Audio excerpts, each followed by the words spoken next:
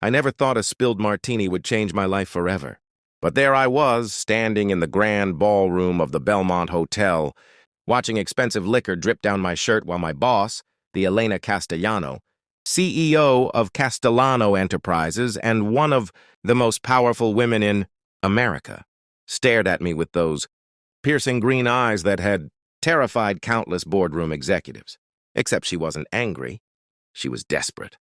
"I need your help," she whispered, her perfectly manicured hand gripping my arm with surprising strength. "My ex-husband just walked in with his new fiancée, and I won't let him see me alone again." This wasn't how I'd imagined my Friday night would go. I was Marcus Chen, a mid-level analyst, who'd only scored an invitation to this charity gala because someone from accounting had come down with the flu. In the corporate hierarchy, Elena Castellano existed somewhere near the heavens, while I dwelled comfortably on earth, occasionally glimpsing her during quarterly presentations, where she'd dissect financial reports with surgical precision. "Pretend to be my boyfriend," she said, her voice cracking just slightly on the word pretend. "Just for tonight. You'll have everything you've ever wanted, a promotion, a raise, whatever you need, please." I should have been calculating the career implications. I should have been thinking about the ethics, the potential complications, the sheer absurdity of the situation. Instead, I found myself noticing how her hands trembled, how vulnerability looked so foreign on features, usually arranged in boardroom confidence. I'd spent 3 years watching Elena Castellano from a distance, admiring not just her business acumen, but the way she'd quietly funded scholarships for underprivileged kids, the way she'd personally visited the hospital when Jenkins from IT had his accident, the way she remembered everyone's names despite managing a company with over 10,000 employees. "I don't want anything," I heard myself say, "but I'll help you." The relief that flooded her face was answer enough. She didn't question my motives, didn't push the offer of compensation. She simply threaded her fingers through mine. And we walked into the lion's den together. Richard Castellano was everything I'd expected. From the tabloid photos, silver-haired, politician handsome, wearing a smile that probably cost as much as my annual salary in dental work. The woman on his arm couldn't have been older than 25, draped in diamonds that caught the light with every manufactured laugh. "Elena," Richard said, his tone dripping with false warmth, "I didn't expect to see you here. I thought you'd be too busy with your little company to attend social events." Her little company. Castellano Enterprises had a market cap of $15 billion. I felt Elena's hand tighten around mine, and something protective rose in my chest. "Richard," Elena replied coolly.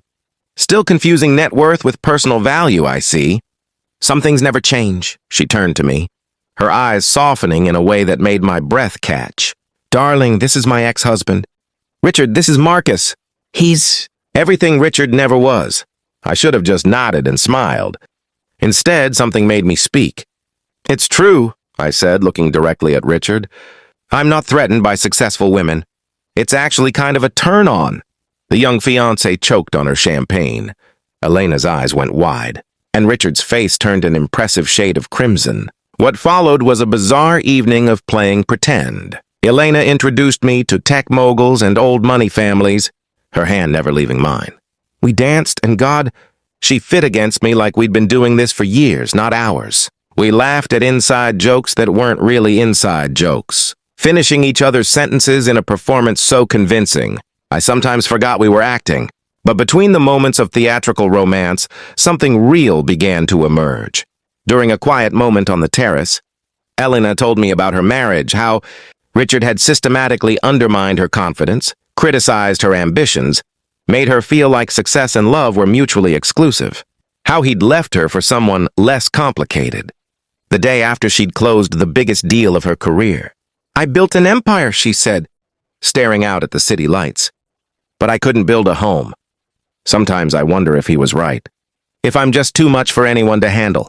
I thought about my own story then, how my father had worked 2 jobs to put me through state college. How my mother had died believing I'd become something great. How I'd spent years in that middle management position telling myself I was content when really I was just afraid to want more. Afraid that ambition made you selfish. Afraid that reaching for the stars meant letting go of your humanity. You're not too much, I said quietly. He was too little. There's a difference. She turned to me then, really looked at me, and I saw the exact moment the pretense cracked. This wasn't Elena Castellano, billionaire CEO. This was just Elena, a woman who'd built walls so high she'd forgotten how to let anyone climb them. "Why did you agree to this?" she asked. "You didn't want money or a promotion?" "Why, help me." I could have lied. Could have said something noble about corporate loyalty or professional courtesy. Instead, I told her the truth. "Because 3 years ago, when my mom died and I missed 2 weeks of work, you sent flowers to the funeral. Not your assistant. You. The card was in your handwriting. You wrote that you'd lost your mother too, and that grief doesn't follow corporate timelines. You extended my bereavement leave without me asking. You paid for everything." My voice cracked. "You didn't know me. I was just some random analyst. But you saw me as a person, not an employee number. Tonight, I saw you needed someone to see you as a person too.